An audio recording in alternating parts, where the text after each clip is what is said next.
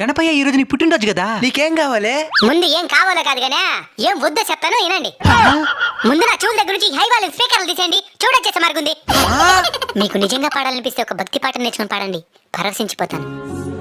తాగి గుళ్ళో దర్శనానికి వెళ్తారా? అమ్మమ్మ, మరి నా మండపం కూడా గుడితో సమానమే కదా, మరెందుకు తాగొస్తున్నారు? తాగి నా ముందు ఆ డబుల్ మీనింగ్ పాటలకి గంతులేయడం వల్ల నన్ను తక్కువ చేసిన వాళ్ళు అవుతారు కానీ నా భక్తులు అనిపించుకోలేరు.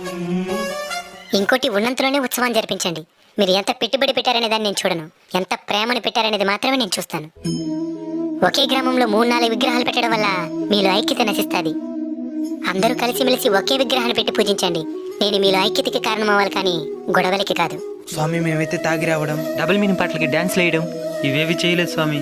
అందుకే కదా నైనా నేను ప్రత్యక్షమై మీతో మాట్లాడుతుండేది. మీరు నాకు బాగా నచ్చారు. ఏదైనా ఒక వరం కోరుకోండి, ఖచ్చితంగా తీరుస్తాను. స్వామి నీ పుట్టినరోజు నాడు కూడా విజయవాడ ఖమ్మం అసలు వరదలతో ఇబ్బంది పడుతున్నారు స్వామి, వాళ్ళకి తోడుగా ఉండు స్వామి. తదాస్తు.